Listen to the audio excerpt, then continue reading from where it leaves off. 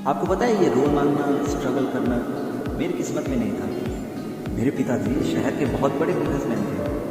बंगला, गाड़ियाँ, ऐशो-आराम सब कुछ था हमारे पास। नमस्ते, मेरा नाम आकिब हसन है और मेरी उम्र 22 साल है। मैं बिरगंज नेपाल का रहने वाला हूँ and my height is 5 foot and 6 inches. पिछले 5 साल से मैं थिएटर कर रहा हूँ और करेंटली मैं bachelor in performing arts and theatre lovely professional university से कर रहा हूँ। थिएटर एक्सपीरियंस की बात की जाए तो मैंने बहुत ही अलग जॉनर के प्लेज, सोलोज और सीन वर्क्स किए हैं। और वहीं अगर फिल्मों की बात की जाए तो मैंने 6 शॉर्ट फिल्में खुद लिखी हैं।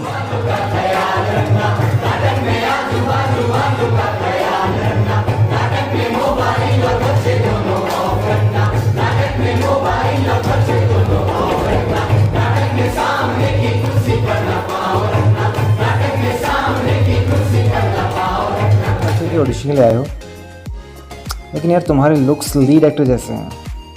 सर, तो क्या मैं लीड एक्टर के लिए सेलेक्ट हो गया? नहीं नहीं, लीड रोल तो हमारे प्रोड्यूसर सर का बेटा कर रहा है, तो वो रोल तो उसी का है। सर, मुझे ये सपोर्टिंग रोल करने में भी कोई प्रॉब्लम, मैं कर सकता हूँ। नहीं, तुम और लीड एक्टर एक फ्रेम में आने के बाद लीड एक्टर तुम्हारे आगे इन्फीरियर दिखेगा। Sorry, I can't cast you for supporting role. Sir, मेरी एक बात तो सुनिए एक बार। नहीं नहीं,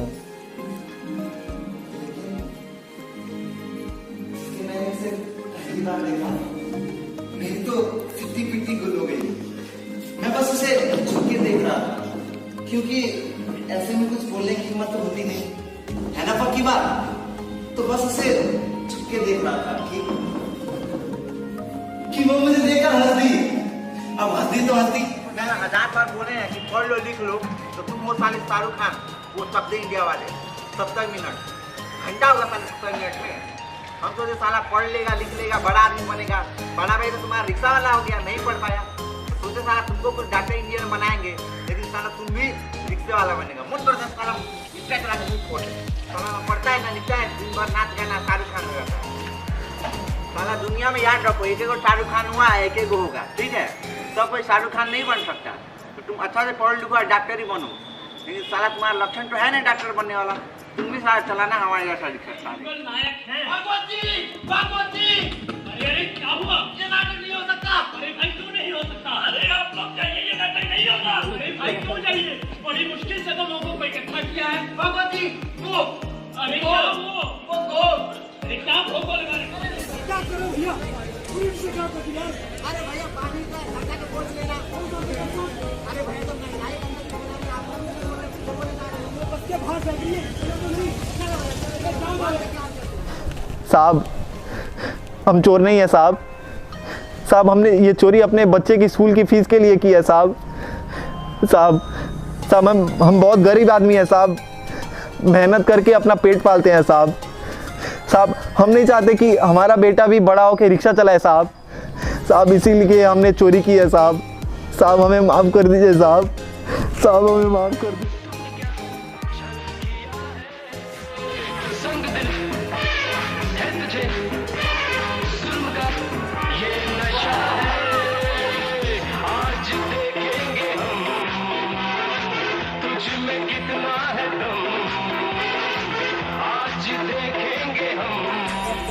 पावितस्तरे कलेवलम्ब्य लम्बिताम्बुजं कमलिकामट्टमट्टमन्निनादमट्टमर्वयुच्चकार चण्डताण्डवं तनोतु नः शिवः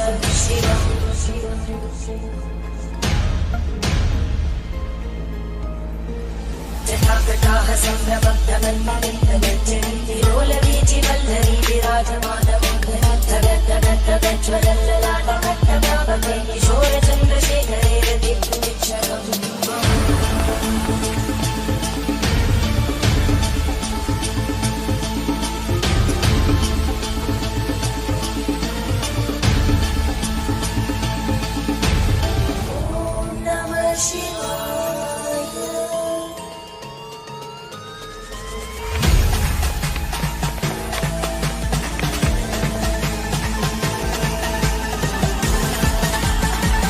में ऐसी कोई लड़की है?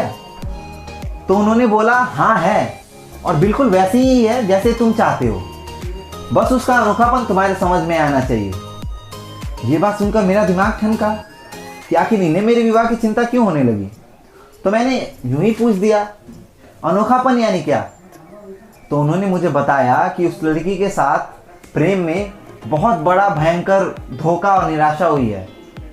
और हाँ रुको, और एक बात बोली थी, क्या बोला था, और हाँ उसके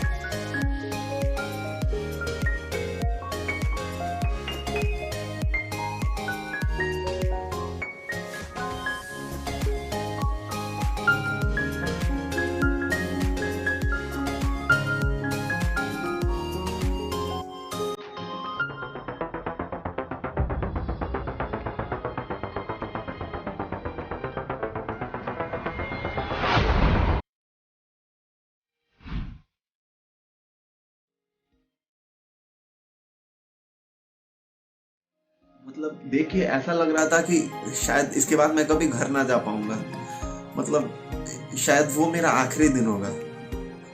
तो ये सब हमें कुछ समझ में नहीं आ रहा था। हम जितने भी ऊपर फर्स्ट फ्लोर पे थे कि ये क्या हो रहा है, ये कब खत्म होगा। फिर हाँ करीब 10 मिनट बाद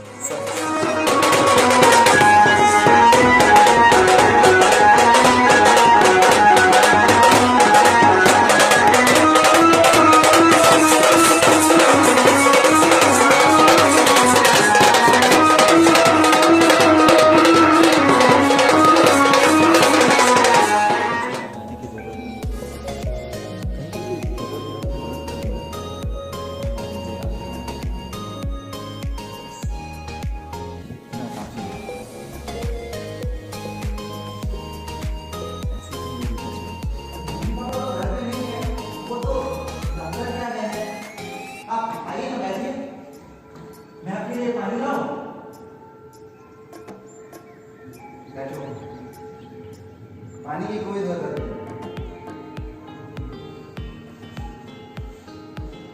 और तुम्हें बचपन से पसंद है ना? मैं लाया हूँ तुम्हारे लिए। पुलिसले केही नगरे पनि हामी जस्तो आम मान्छेलाई अगाडि आउनुपर्छ। तर यसले पनि हाम्रो सो कल्ड सिभिलाइज सोसाइटीको ब्यालेन्स बिग्रिहाल्छ नि। मलाई विश्वास छ जुन अस्ति रेप भएको थियो त्यो एउटा घटना मात्र थिएन। कुनै पनि चिन्ता साँच्चीकै यति ठुलो हुन सक्छ जसले गर्दा हामीलाई यो जीवनको युद्धमा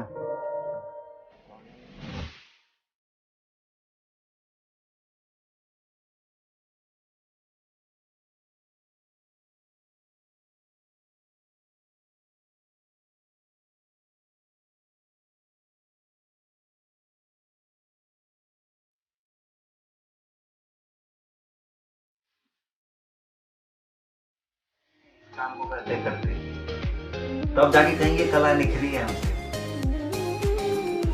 लेकिन लोग आज भी इसे मुफ्त के भाव में खरीदना चाहते हैं। लोग तो कहते हैं अरे बस ये मिट्टी तो है, ये मिट्टी के बर्तन गुल्लक।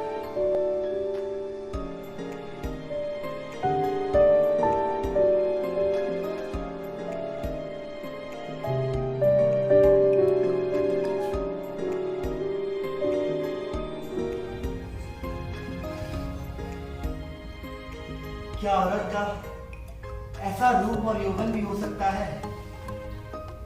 गुलाब की फूलों की कोमलता, खुशबू और उनका रस मानो सांचे में ढाला हो।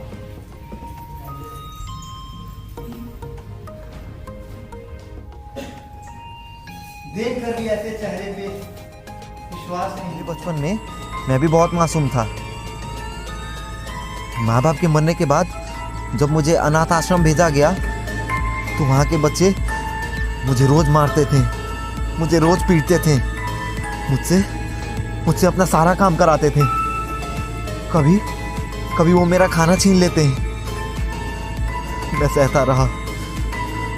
आखिर में मैंने ये जब बात गुरुजी को बताई तो ये बच्चों ने सुन लिया। उस रात उन्होंने मुझे पकड़ लिया। पकड़ने के बाद उन्होंने मुझे रात भर नंगा करके मारा। उस दिन उन्होंने मुझे बहुत दर्द दिया।